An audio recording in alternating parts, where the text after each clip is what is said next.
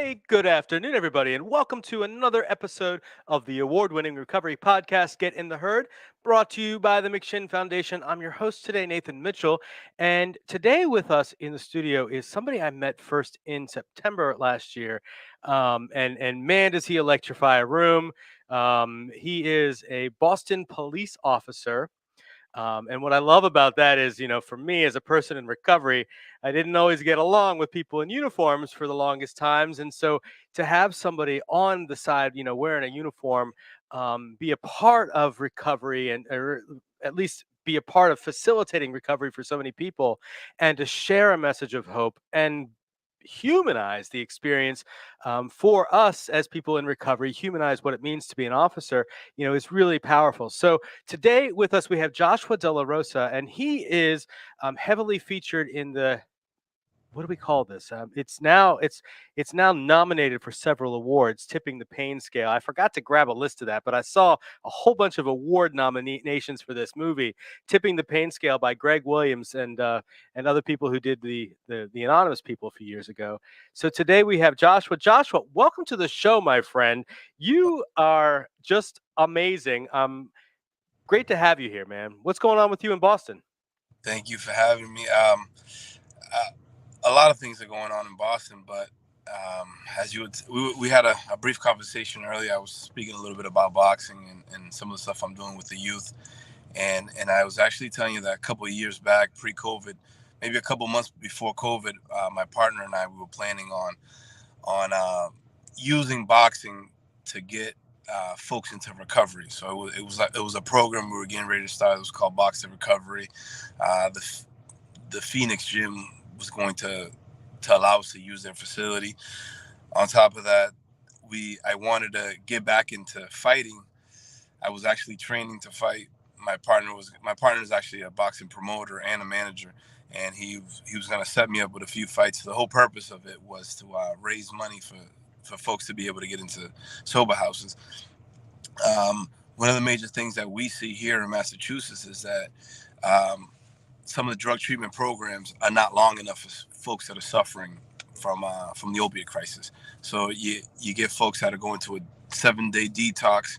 From there, they might have like a 13 to 15 days at a clinical stabilization service, and then from there they'll put them in the halfway house, and the halfway house will probably be a couple of months, 2 or 3 months. So at most they'll probably get 6 months worth of treatment, and some of these treatment facilities don't really allow them to go out and work, or some of the jobs can't really cater to their schedule, rather their schedule doesn't cater to some of these jobs. So it's it's hard for somebody to get out of these treatment programs and continue with their recovery, because they don't have money to be able to pay for a sober house, and that's like the biggest things with sober houses. They cost a lot of money in the city of Boston, not just the city of Boston, but all over the state of Massachusetts. So like anybody that's battling with recovery, your dopamines are not all there, and when you get frustrated, sometimes you just want to look for that escape, and that was one of the biggest things I was struggling with getting folks into treatment. It was beautiful to see somebody 6 months in, 7 months in, 8 months in, but now they find themselves outside on the streets with nowhere to go. And all the majority of the shelters that we have here in the city of Boston are all right next to areas where there's open drug dealing, and not just open drug dealing, but there's multitudes of people using drugs. So for somebody that's fighting for their recovery, it's like, I use an example. It's like somebody that's on a diet. They say, "Hey, and a friend taught me this one time. He said, you have to look at it from this point of view." He says, "Listen, Josh, you just entered a diet. You walk down the street and somebody's offering you your favorite meals. They're offering you chocolate cake. They're offering you cookies. They're offering you peanut butter cups. They're offering you all these Ooh. types of candies, and how hard is it for you to say no? You walk to the next block and it's like no." So he's like, it's the same thing. You're walking down some of these streets and you're in recovery, and they say, "Hey, I got Johnny's. I got rocks, I got this, I got that. It's so hard for you to to not fall in, not to give into that temptation. So it's like it's like most of the folks that are suffering from substance abuse are being set up for failure, and that's one of the things that I was fighting hard for um, a couple years back. Now that COVID is kind of fading away, we're probably, my partner and I, we're gonna jump right back on it and try to see what we can do to better serve some of the folks in our community. I saw the picture of you, uh, pictures of you with children and kind of in a little boxing, you know, you know, stand, whatever. I guess a picture of you in a boxing stance, and I see that. I mean, I've met you in person. You're a tall guy with a long reach, so I guess you're a pretty formidable foe. You're also a Boston police officer, and Yes. so we that's a big part, of to me. That's a big wow. Here's an officer of the law. And who actually starts to see what recovery can be and what addiction really is, and taking that criminal element out of it. What got you into the community outreach that you do? And for the people who aren't listening or who don't know you and are listening, what I mean is, if to know Joshua, to see what you've done through the movie, you see that you participated in this homeless shelter, which is primarily populated with individuals with a substance use disorder or mental health complications, or really a lot of the same, both. Um, and seeing you going in there and seeing you go in there in uniform, and they talk about that in the movie and talk about you going in there and just really trying to be a force for um, good in there, and providing maybe some resources, but also, man, I think what's really cool about you is just going in there and giving people haircuts. It's that human experience. I'm a person, I have this skill set, I can help you with this. I may not know how to get you off drugs. I may not be able to get you a house today, but I can sit here and spend some time with you, listen to you, and give you a haircut. What got you into that? So I always tell people that in this world, everyone has a worldview. We all have. I believe sociology calls it social constructionism, social constructs. When we're build our background, so the way we perceive the world. So there's actually a quote that says, "We don't see the world how the world is, but we see the world how we are." Mm, And I believe so. My worldview comes from a Christian worldview. I'm also on the side. I so by day I'm a police officer, and by night I do ministry, and I'm a Christian pastor, and I just love people, and in hating people or disliking people is not an option in my worldview. There's nowhere in the Bible that teaches you to hate people, and so when I see an individual in front of me, they can be whoever they are, and my job is to love that person. I've had, we'll get back to the recovery, but I've had situations where, like let's say somebody just finished assaulting somebody, and now I'm involved in a foot chase, and we're wrestling, we're struggling, and they're fighting me, we're fighting back. Even though they're hitting me, they're kicking me, they're punching me, I can still, through my worldview, still love this person, even if I ended up handcuffing them. Right after that, I'll say, hey, I'll shake hands. Listen, don't take it personal, man. This is just my job. I want you to know that I'm just like I had a response to this incident. I'm also available to help you. So this is my name. This is my information. Whenever you want to reach out, you can always stop by this police station, and I'm also here to help you. If you want to change the way you live, change the way your lifestyle is, I'm here to help. Whatever I can help, whatever resources I can reach out uh, to get in contact with to better facilitate them for you, let me know and I'll help you. Now, with the recovery, mm, when I first tried to do ministry, my first time ever doing ministry was going out to do outreach. I remember this was back in 2009. I must have been about, I think I was about 19 to 20 years of age. I went out to the streets to evangelize, and the first population that I came across was a population of those that were in active substance abuse. And I had this heart for folks that were suffering from substance abuse. Like it immediately, it was like immediately there. Most of the people that I was out there trying to minister to, they would stop by and listen to me and have a conversation with me. And I gained a heart for them. And I remember years ago, some people don't really believe in like in something that's called like the prophetic, or when people prophesy over your life, or they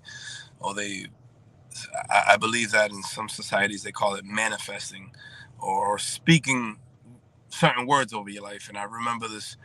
I visited this church one time, and this guy doesn't know me from a hole in the wall. This guy points me out, and he says, "I see you working a lot with folks that are trying to get in, that are trying to leave drugs." He didn't understand what he was seeing, so he's having like this vision in his head. He's saying, "I see you working with people that are trying to get out of drugs in the future, and I see God using you powerfully in that area." And it's so funny because that same week, this the this guy that I met was inviting me to speak at sober houses on Wednesdays, um, out in Worcester, Massachusetts. And I was thinking about, should I do it or not, because it was an hour and 15 minutes to drive out there every day, an Yeah. hour and 15 minutes to drive over there, and then an hour and 15 minutes to drive back. So that's 2.5 hours gone. It's a lot to do that every Wednesday. But I said to God, I need a sign. If you want me to go out there, I need a sign. So then this weekend, this guy says that to me, and I decided, you know what, I have to make it. And every time, every Wednesday, I would struggle to go out there, but every time I went out there, it was just, it was overwhelming. Like that good feeling you would get when folks that were getting ready to, let's say, go back to using drugs would come up to you and say, "Listen, I was getting ready to quit." Some would tell me I was getting ready to take my life tonight.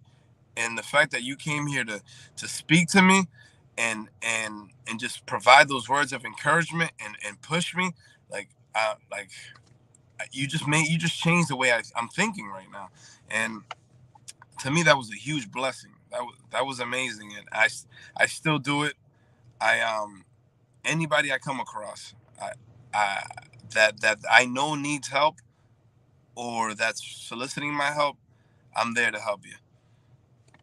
That's awesome, man. Hmm. Um, the work that you do at the community center that is shown in the movie, you know, and you going in there in the uniform because, well, first of all, I love that you're a pastor and a police officer. What a combination!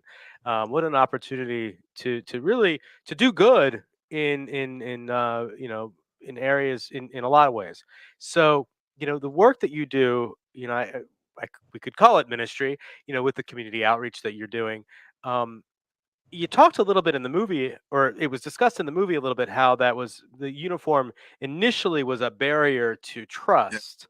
How have you seen the transformation of trust, not only with you in uniform and the individuals you serve, but with you in uniform and other individuals in uniform? So, how have you seen a transformation with the other officers you work with in how they also respond to situations which have a substance use element in them?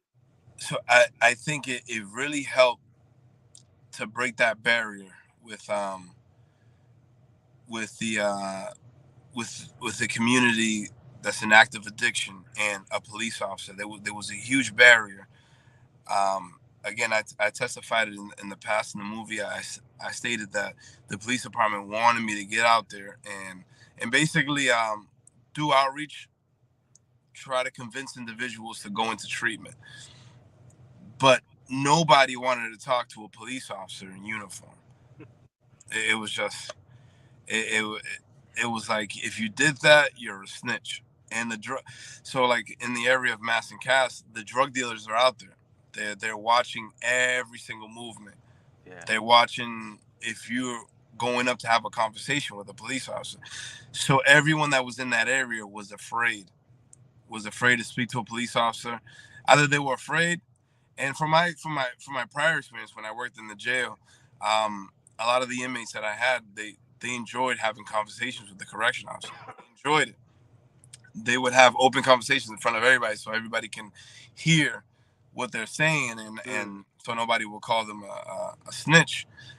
So I know that folks out in the streets, they want to speak to you, but they're like, so and so, the drug dealer might think that I'm actually telling on him. So and it's sad because they'd probably catch a beating if that was the case. Yeah.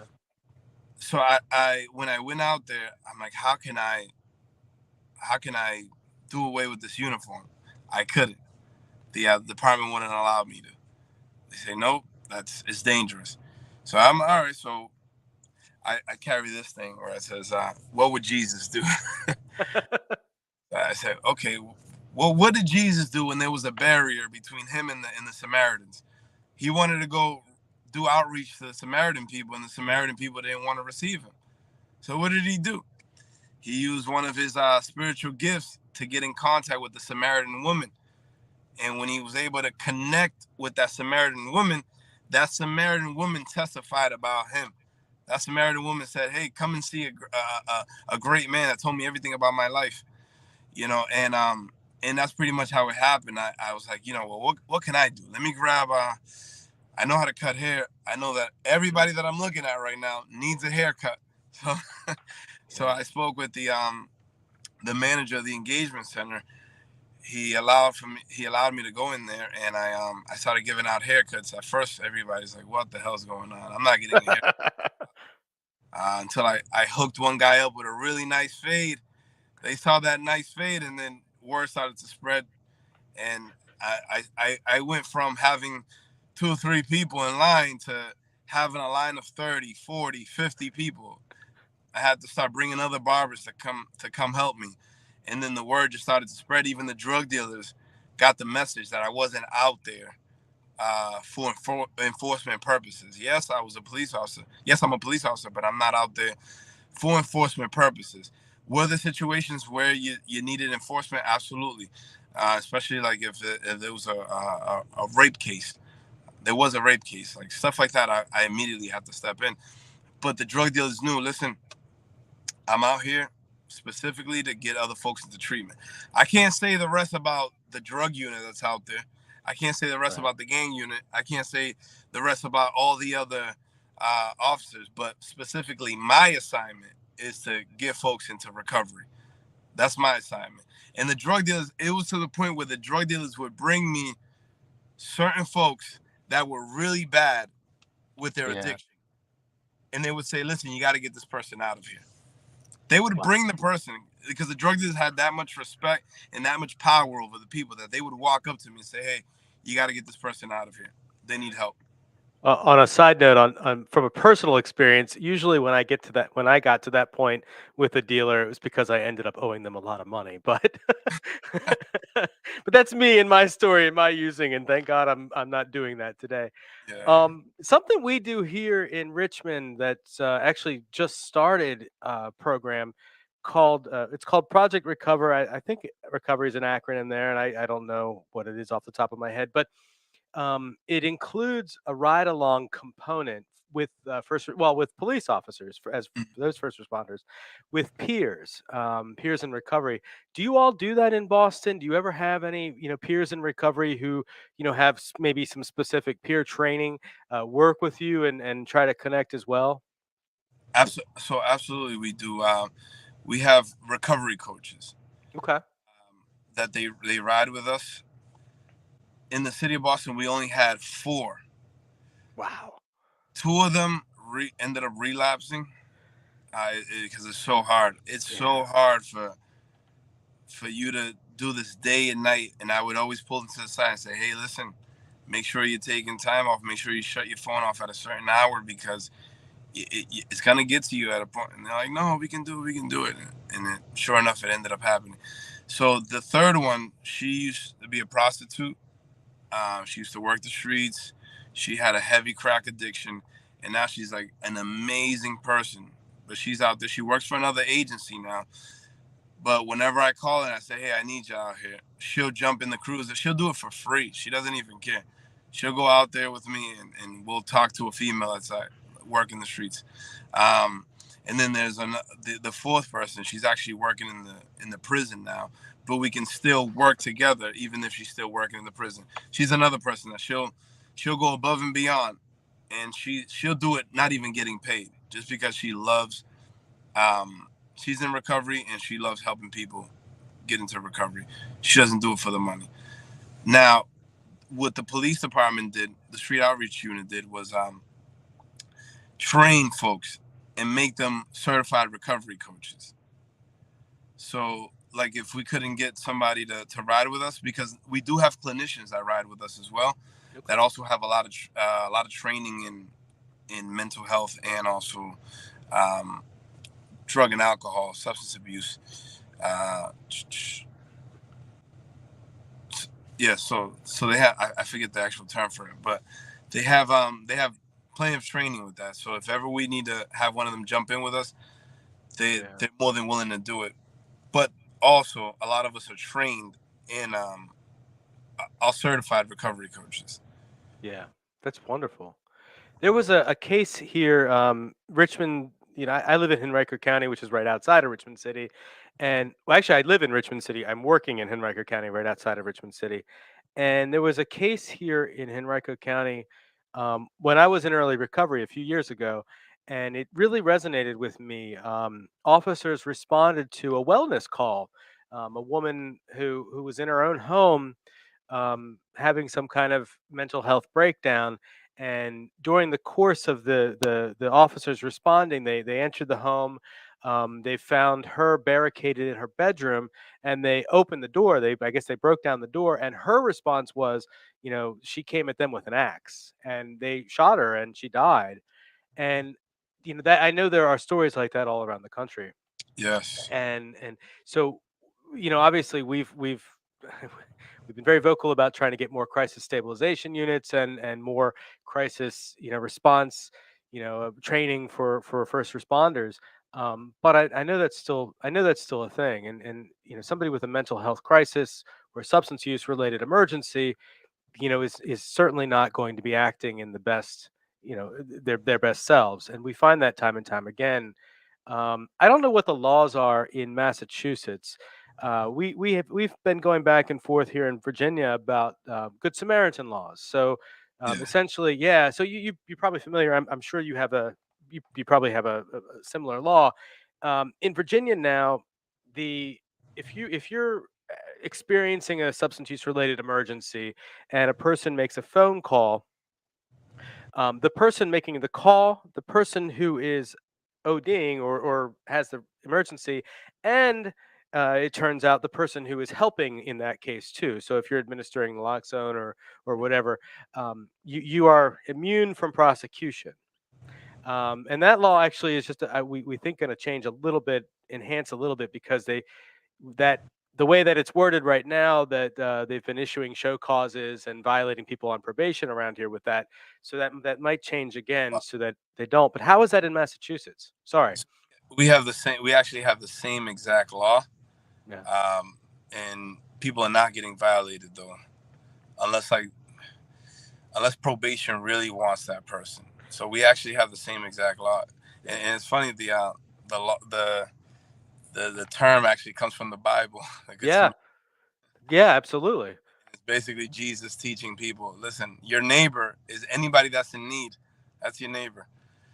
Not somebody that looks like you, not somebody that comes from the same background as you. It's anybody who's in need and needs help. That is your neighbor. So, but yeah, so the Good Samaritan law we actually have the same. I'm I'm actually proud of what Boston Police has been doing with responding to mental health crisis. I was um I was with the street outreach unit at the time that we were creating the model for it. So what we do is whenever we get like a let's say we call it a Section 12, which is a involuntary commitment for a mental health evaluation. Um, we we were having a lot of situations where officers were responding to calls and the individual barricade themselves, like Yeah. like in the case that you just finished stating. So that was happening a lot. So now the protocol is that if one of these requests comes down to one of the police stations or to Boston EMS, we have a team of officers and clinicians that vet the person. They screen the person really well. They check their backgrounds. They check all the reports. They check all their medical psych history, and they all make a decision whether this person is an elevated risk to barricade themselves, or they're dangerous enough to attack an officer. And if that's the case, then you make a better approach. You're gonna respond with a clinician. You're gonna respond with officers, a street outreach officer that has a dress down uniform, um, and it's really good at working with people and speaking with people. And on the street outreach unit, we have a couple of officers that were clinicians and we're EMTs, we're paramedics. Yeah. Are you there? Oh, Josh, I think we lost. Oh, there you are. Are you there, Josh? Joshua? Yeah, can you hear me? Yeah. Sorry, Um, somebody called me. I tried to put it on do not disturb, but that's all right. let me try it one more time. Give me a sec. Well, hey, Joshua, I'll tell you what, this might be a good time for us to take a 90-second break and put a commercial in real quick. And we'll be right back with our awesome special guest, Boston police officer slash pugilist slash minister. Yeah, I know, I love that word, right? Slash community outreach guru, Joshua Delarosa over here. When you get back, we'll talk about your background and we'll talk about what your future, if you're interested. So we'll be right Absolutely. back. Thanks, buddy. All right, definitely. Here at McShin, we believe in the McShin way, which is authentic recovery support service providers, people with lived experience, bringing that experience to those who need that lived experience in recovery. Here at McShin, we believe in many things to support our mission. We believe in women empowerment. What I love most about what we believe here at McShin is we believe in the authenticity of the peer-to-peer approach. Here at the McShin Foundation, we believe in giving people opportunity. Here at McShin, we believe in the inherent worth and dignity of every person. At the McShin Foundation, we believe in helping people reach their full potential. Here at the McShin Foundation, we believe in multiple pathways to recovery. Here at McShin, we believe in placing principles before personalities to help spread hope.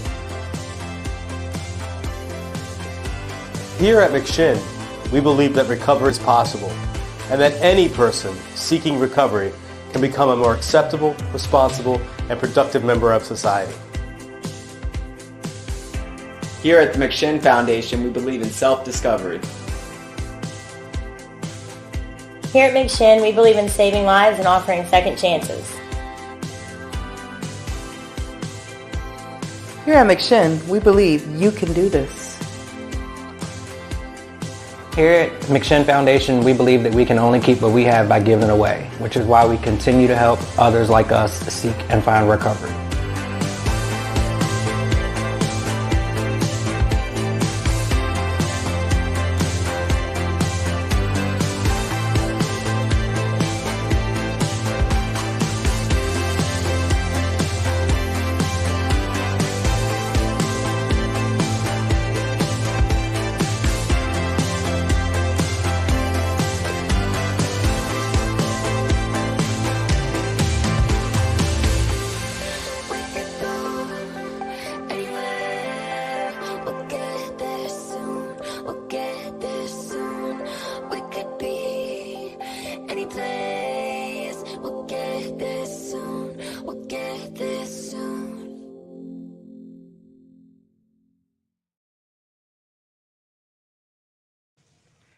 Hey, everybody, and welcome back. Our special guest today is Joshua Delarosa. Joshua Delarosa, as I was describing earlier, I love the word pugilist. So I'm going to describe you as a Boston police officer, a pugilist, a community outreach guru, and just a good old roundabout, and a minister. I'm sorry, a pastor.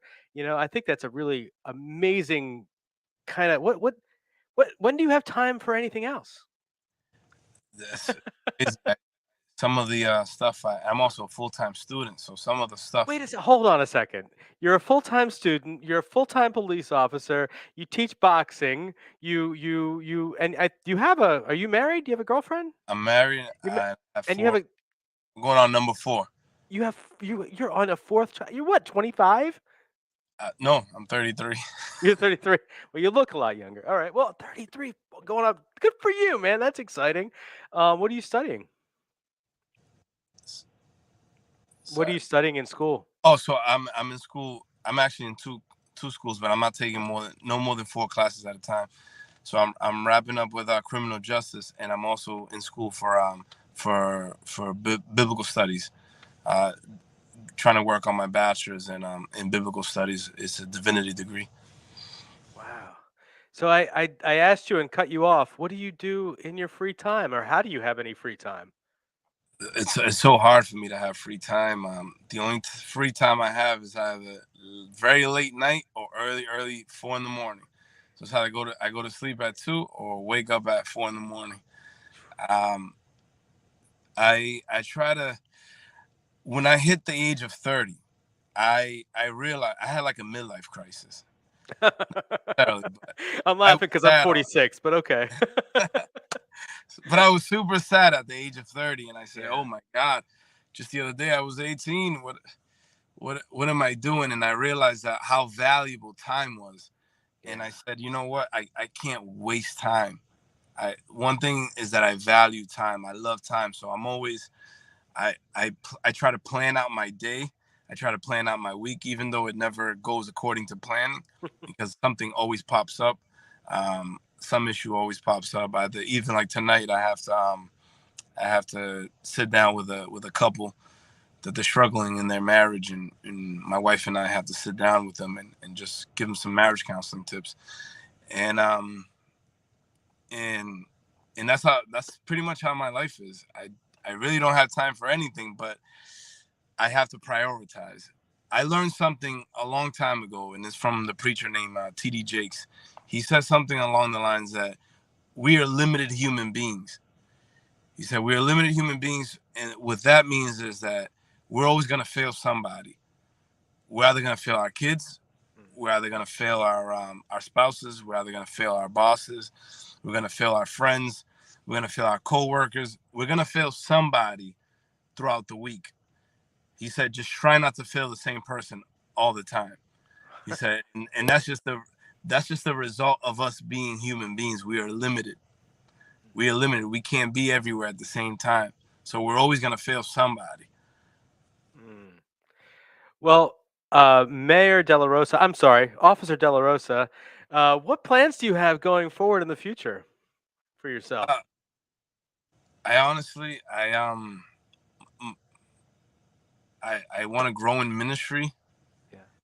And I do want to grow in the police department. I don't know if one day the department or God allows for me to get promoted and make it to the top somewhere, or as a bureau chief and be able to manage a certain department within the police department. But those are my plans for now. I go wherever God wants to lead me.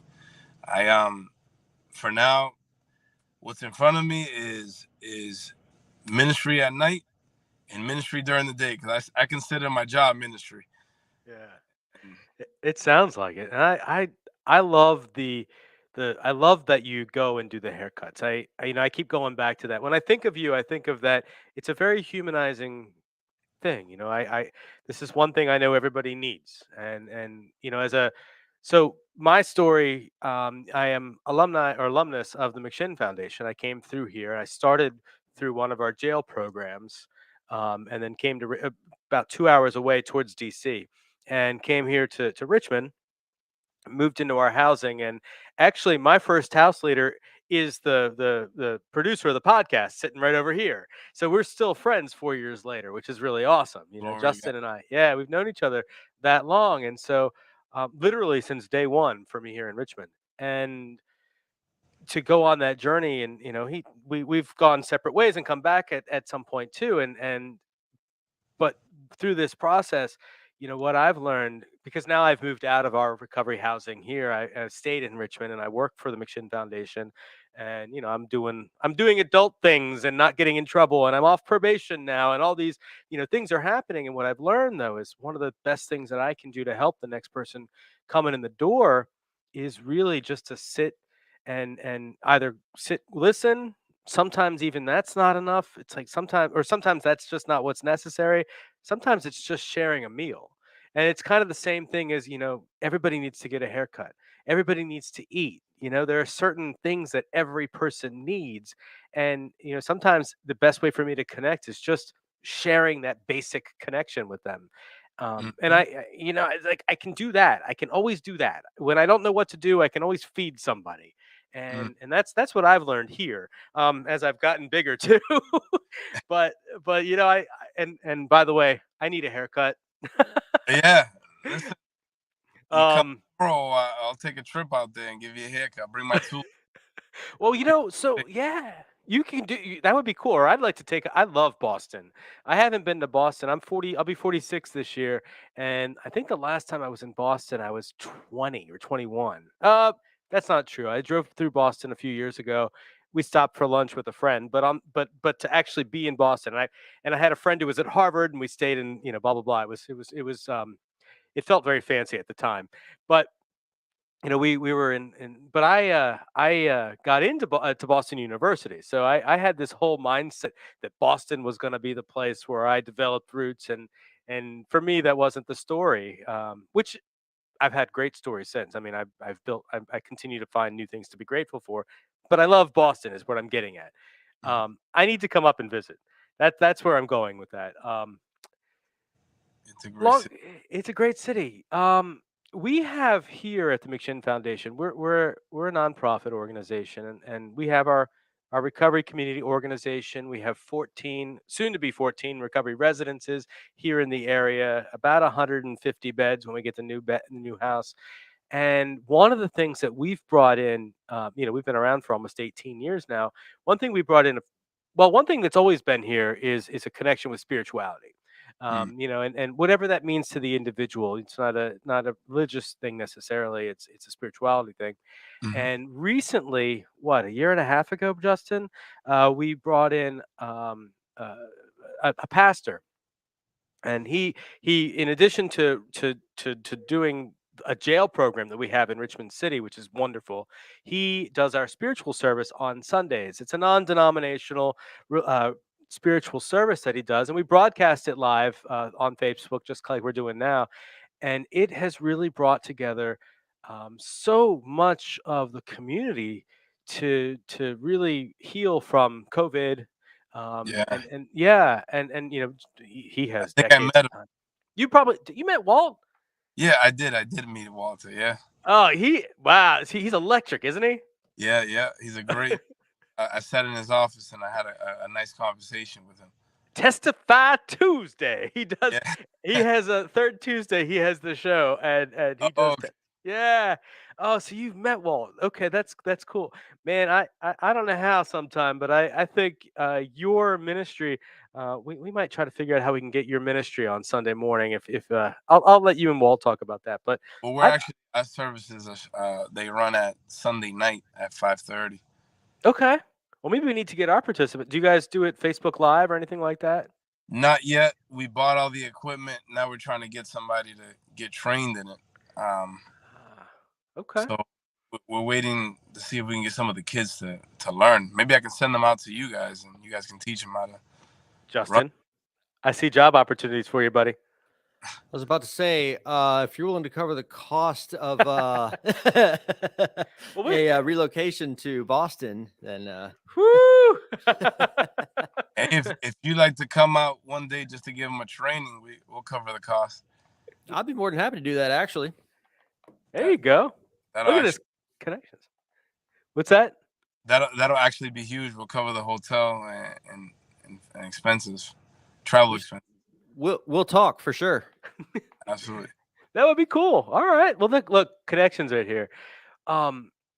my friend, I love having you here as a guest. I love talking to you, and I always feel very calm in your presence. And I've been in your presence, I guess, well, twice really, but once where I was really in your presence when we were you were sitting in front of me at the Macklemore concert. You may not remember that, but I certainly do. I do. I And got the photo. I got oh the. yeah, we probably have a lot of fun. That was a blast, though, wasn't it? That was a great concert. That Yeah. man's got some energy. Everybody had energy. That one woman who did the Tina Turner song, I forget what her name was, but she had crazy energy. But yeah. What kind of stuff, man? So talking about the future, I just called you Mayor. Are you still connected with Mayor Walsh, or now I guess Secretary Walsh? You No, talk to him? only when I run into him, and he always tells me, "Hey, listen, call me if you need anything, call me." But I really don't like to bother somebody who's too busy. He's got bigger fish to fry. But I know that he's always there if I ever need to ask him for anything, because he always tells me, if you ever need anything, give me a call. But he is a great man. He still lives in Dorchester. Um, when he's in town, he's a great man. He's a great man, great person. I he's the reason why my wife's a police officer today. He helped my wife get onto the police department. So I have nothing but good things to say about him. He's a great man. But the city does need a lot of help. We need a lot of recovery from that COVID crisis, and just a lot of emotional support, and not just with adults, but a lot of the kids are suffering from it. And I didn't realize how bad it was, because I was always working. I never stopped working. But all the studies that are coming out now, and just having some conversations with people, I was like, wow, I didn't realize how much the isolation affected people. Yeah. Yeah, and I can say the same thing. I never stopped working either. And the difference is that a lot of the outreach stuff that I did in person went to Zoom. Um and that has its own isolating effects, and I'm getting the same things. My sister and my brother-in-law, they've spent a lot of time inside with their young kids, and I know it's having an effect on them, and it's a struggle. I'm glad we're getting out of this. So, are you from Boston originally? Yes, You grew born up in Boston? yeah, born and raised in Boston. My family from the Dominican Republic. I saw that. Yeah. Yeah, so my mom, um, it's crazy, because sometimes I get asked about the border situation, and my father, he crossed the border, met my mom here. They made babies. Oh yeah. Yeah, okay. Yeah, so I have like conflicted views on the whole border crisis. They're like, "Oh, should we?" Listen, I'm stuck in between. So I came out of an open border, so I can't really comment on that one. Yeah. Well, I was gonna go towards food because that's where my mind always goes, and I'm like, all right, cool, some good Latin food. So tell me, man, is your mom a good cook? Oh, my mom. You know, I can't. Everybody says our mothers are the great cooks, but I hear it from everywhere. Everywhere. My mom cooks a lot of times and brings food on Sunday to church, and people tear it up. She's like, and she just loves cooking. Yeah. You're in town, she will make you'll get bigger than what you are. Not that you're big, she will feed you. She will feed you, man. Yeah, Yeah. Is I your love that. wife a good cook too? I cook. I am. That was You actually cook. Okay. what I was doing before I got into law enforcement. Mm. I was doing culinary arts. That's a big shift. Huge, Going huge. going from carrying a knife to carrying a gun. So tell me, tell me, man. And this, believe me, I've worked in kitchens for a long time. The chefs can be pretty vicious with those knives. What Uh, what what brought you the? What made you change course there? so, it, I mean, I grew up in a really, really bad neighborhood. There was all you saw around us was gangs, drug dealing. Like in the movie, I testified that most of my family members were involved in the drug game, especially my father. He got deported for selling drugs. Um, my uncles, my cousins, everybody sold drugs. One of my cousins was actually the leader of one of the Blood sets. I don't know if you're familiar with the Bloods and the Crips, but he was one of the leader of one of the Blood sets in East Boston, and I was kind of copying what he was doing, but the neighborhood that I grew up in had different gangs, so I was becoming a product of my environment. Like I started at a young age, started stealing. I'm not afraid to testify about it now because this is like 18 years ago, and I've been in law enforcement for 15 years now. But I got involved into selling drugs as well as a kid when I was 16.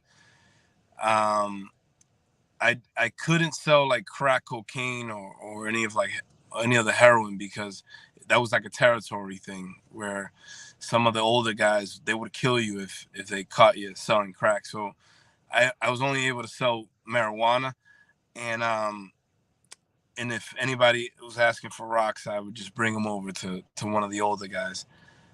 So I just facilitated those type of deals, or I would, or I would, or I would. It's still drug dealing if I grabbed the money and I went to go grab the crack and distribute it. That was still considered. That's still considered under mass general laws as drug dealing. So I was becoming a product of my environment, hands down. I was supposed to get jumped into a gang one weekend, and I got invited. Well, before I get into this, that's how I learned how to cut hair. I learned how to cut hair and braid hair because my plans one day was I was gonna do life in prison, or I was gonna serve prison time, and I needed all my friends that were going in and out of jail. He said this is a good way to make canteen money for cutting hair. One of my cousins, that's how he made his money. He either braided hair or he was giving guys lineups in jail. And he said, you can make some great money like that. So I decided, you know what? I'm going to learn how to cut hair because one day I might have to do prison time.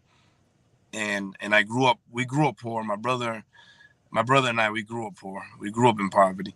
So we had to find ways to get whatever we wanted. Now at the age of 16, I'm supposed to get jumped into a gang on a weekend. On a Wednesday, there was this girl that invited me. She was a really good friend of mine. She invited me to a youth group. It was like a Christian youth group. I went over, and the guys, he's speaking about the story of Elijah and Elisha in the Bible, and he's saying that that Elisha had to cross over a river to receive the double portion of Elijah's spirit.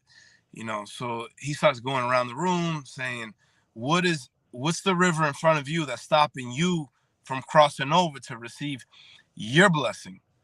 So he's going around the room, and he gets to me, and I don't know what he's talking about. First of all, I'm thinking when he's saying blessings that, a changed lifestyle. That's what I'm thinking in my head. So when he says, what's my river?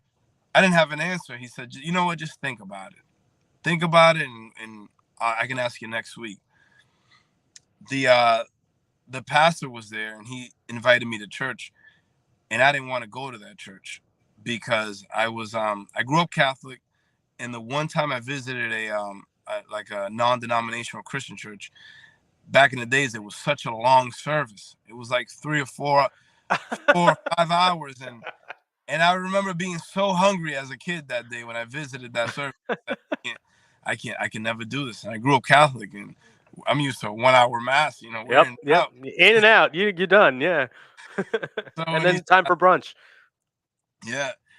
He said you should come over, and I said I don't think I can. So I'm giving him an excuse because I'm going back to that traumatizing experience of 4 or 5 hours of service. And I said I don't think I can because I'm Catholic. And he says to me, "Listen, son, God's doors are open for everybody." So that weekend, I actually postponed my gang initiation for the following weekend. But that weekend, my life changed drastically, completely. I went dressed as a gang member with my bandana hanging out. I went in there, and the pastor, he preaches this powerful sermon, and he asked me at the end of the sermon, do I want to give my life to Christ? Do I want to accept Christ as my Lord and Savior? And I had so much hate and anger in my heart. Like I was one of those kids that would always black out. I had episodes where I would black out, break walls, break anything. I was very rebellious. I didn't listen to my mom. I even I'm not afraid to admit when I was young, I would even hit my mom. I was a really messed up kid. I had a lot of anger issues, and what was happening was that when my father got deported, my mom started dating different men. These different men would beat the living lights out of her, not just her, but they would beat my brother and I. It was really really bad. There was times where, like, I'll never forget. You know, I'm free from all my trauma, but I'll never forget all the stuff that happened to us as kids. Where, like, this one guy in the winter, cold water, put my brother and I in a bathtub, water running, and started whipping us like we're animals. You know, he's whipping us. Sometimes we get locked in a room and for days, and we were only allowed to use the bathroom, and we were being fed like we're animals. So I went through a lot of traumatic experiences as a kid, and that's just to name a few. But I had so much hate and anger that the last boyfriend that my mom had, she was with him for a while. But this guy, he was like the worst of the worst. Even though I did learn a lot of good things from him, but he was also very, very violent. And one time when I was 14, I found his firearm in the closet. I was looking for a camera, this camera that I saw one time that my mother had, and I'm looking for the camera. Nobody was in the house, and I end up finding the gun. And I held that gun, and I said, you know what? When he comes in, I'm gonna shoot this guy. And I decided, you know what? There was like I felt like something telling me, don't do it, don't do it, don't do it, don't do it. But I was planning already. You know what? I'm gonna shoot this guy. But I was planning not, but that voice was saying, don't do it, don't do it. So I didn't do it. Um, at that time, again, my life is, I'm all messed up. I'm all messed up. I'm becoming a product of my environment. At 14, I was already getting drunk. I already knew what it was to drink. I didn't get like stupid wasted, but I would drink, sexually active, smoking marijuana, getting high. This is 14, so I'm all messed up. At 16, I have this encounter where once this guy tells me to pray this prayer, the sinner's prayer, and he's praying over me, I just couldn't. I felt like I was being set free from every pain, from every hurt, from everything that went on in my life. And I remember that I walked a mile home and I was just crying the whole way. And it was like tears of joy. Like whenever you're being set free from something, I was just crying. I couldn't stop crying. And I started calling everybody that I hated.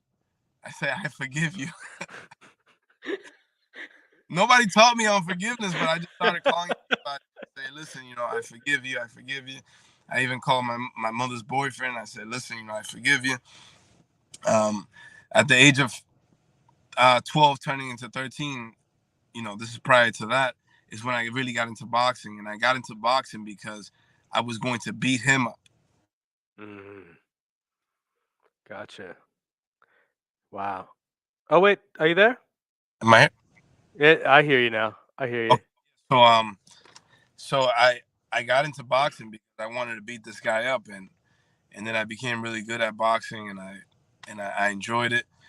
I gave my life to Christ at 16, and my life changed, and I had to play catch up where I wasn't doing too good in school because all my life all I did was skip school. So I ended up, even though I'm changing my life, I ended up dropping out just because I couldn't catch up.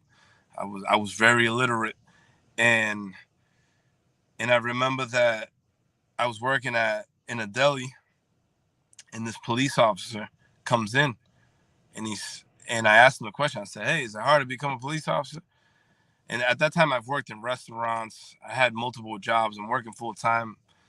And I asked him, "Is it hard to become a police officer?" He says to me, "No, are you interested?" And he remembers me a year later. He brings me a pamphlet at the to the school. I was skipping school that day. I wasn't in school.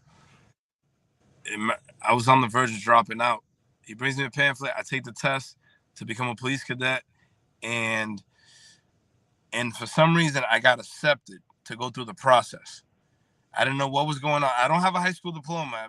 By now I drop out of school, and when I get to the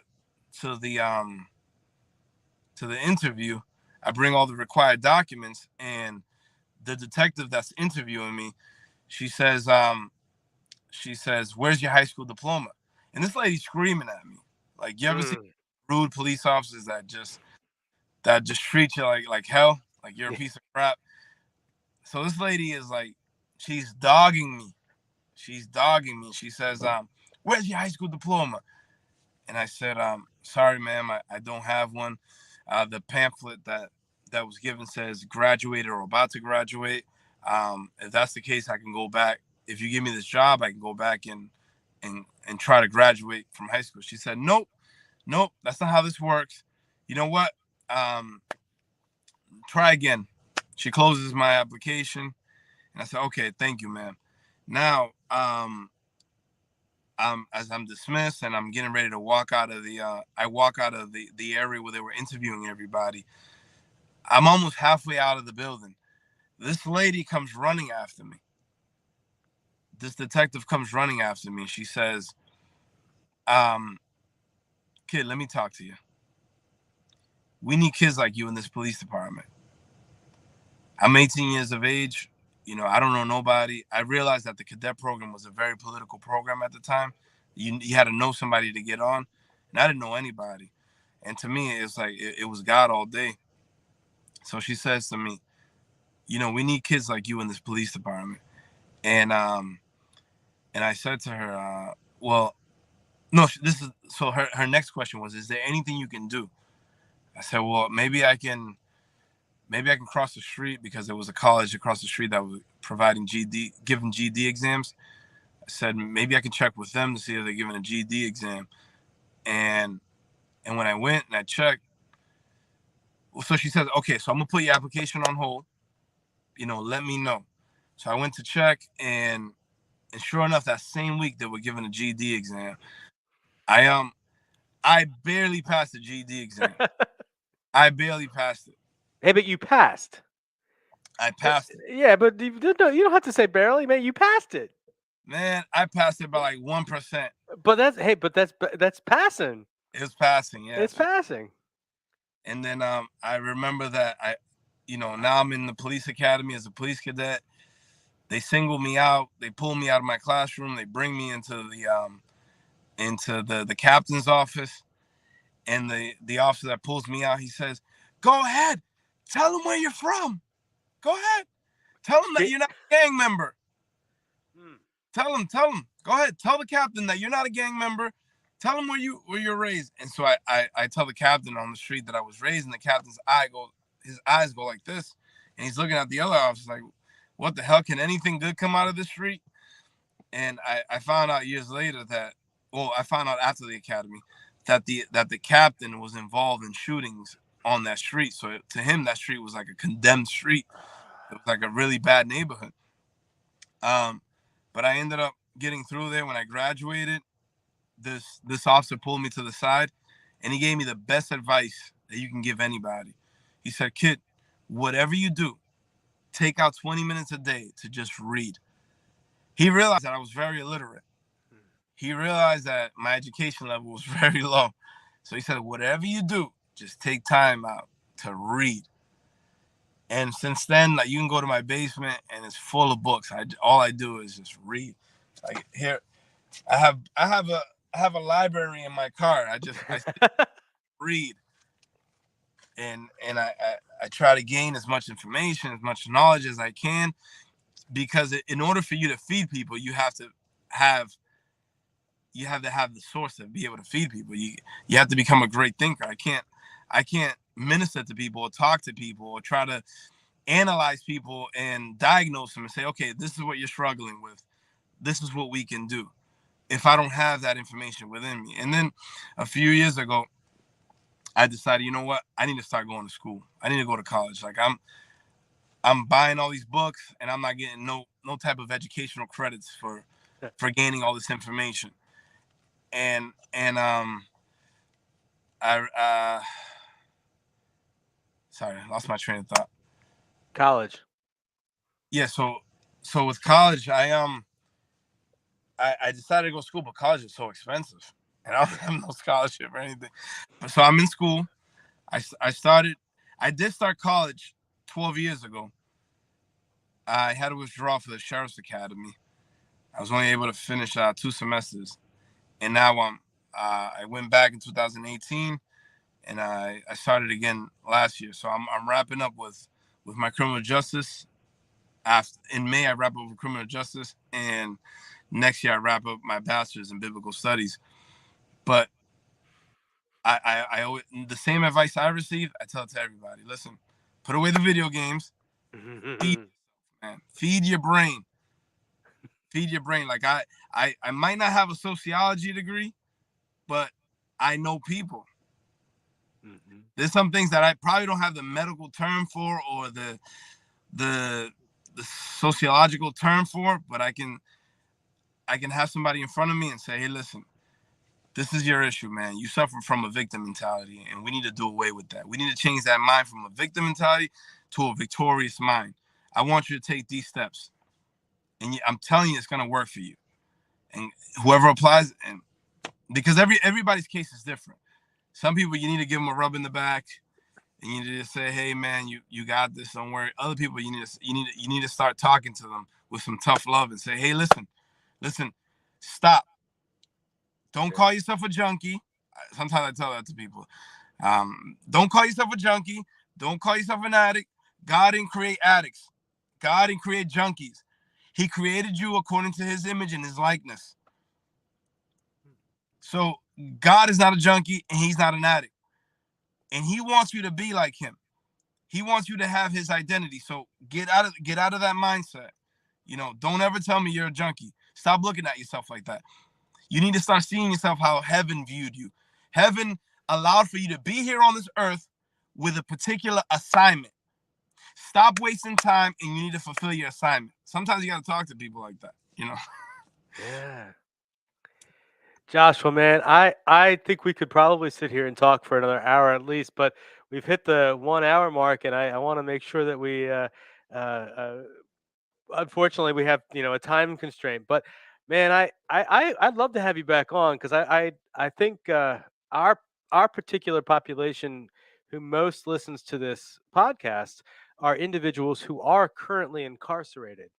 We give right. We give this out to Paytel, I think, is the Paytel. They put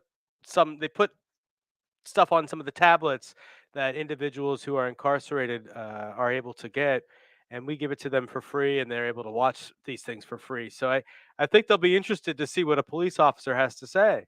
Well, and I have a heart for them too. I worked in the jails. Yeah, yeah, and so one of the things now, like we have 3 jail programs that McShin operates, and one of those programs now is still not allowing people to come in because of COVID restrictions. So the only the connections we've been able to make with them are through Zoom. We've been able to create that link, but one of the things that we use a lot. And I just heard this today. You don't know this, Justin, but Diana was here. Diana, the woman who runs the program at RSW, and I'm sorry, at one of our jail programs, she says that she uses this podcast all the time for her participants, and I thought that was pretty cool. So I know she'll use this one because I'm going to tell her.